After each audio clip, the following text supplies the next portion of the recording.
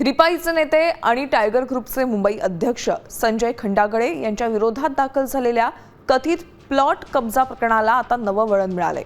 खंडागळेंनी आरोप फेटाळत या प्रकरणाशी माझा कुठलाही संबंध नसल्याचं म्हणत हा गुन्हा राजकीय आकसानं दाखल झाल्याचं म्हटले।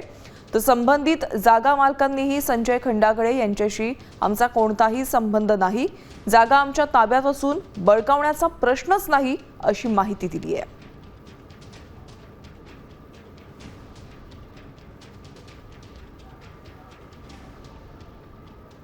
हा गुन्हा केवळ आणि केवळ राजकीय माध्यमातून झाला आहे।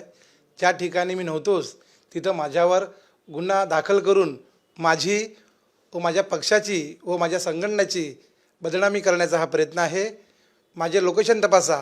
आम्ही बाबासाहेबांच्या संविधानाला मानणारे लोक आहोत। उगीच कार्यकर्त्यांना त्रास देऊ नका। ही जागा ताब्यात असताना सुद्धा मी कोणाकडे कशासाठी जाऊ, ह्या प्रकरणात संजय भाऊचा कोणताही रोल नाहीये, तरी सुद्धा त्यांना या प्रकरणात इन्व्हॉल्व करून राजकीय रंग देण्याचा प्रयत्न करत आहेत। तरी या अफवांना बळी पडू नका।